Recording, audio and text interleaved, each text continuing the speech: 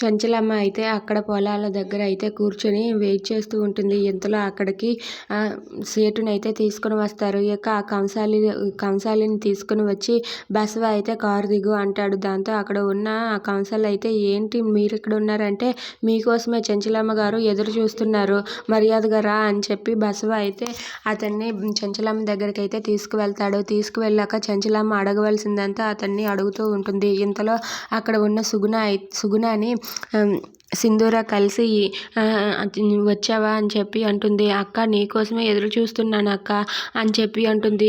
అసలు నీ దగ్గర సాక్ష్యం ఉందా, నువ్వు చెప్పిందంతా నిజమేనా అంటే ఉందక్క, ఎందుకు లేదు, ఇదిగో అక్క నా ఫోన్లో వీడియో కూడా ఉందక్క అని చెప్పి ఆ వీడియో మొత్తం చూపిస్తూ ఉంటుంది. ఇక దాంతో సింధూర అయితే ఒక్కసారిగా షాక్ అయ్యి నాకు ఒక్కసారి ఈ ఫోన్ ఇస్తావా, నేను సాక్ష్యాన్ని చూపించి ఇంటికి మళ్ళీ తీసుకువస్తానని చెప్పి అంటుంది.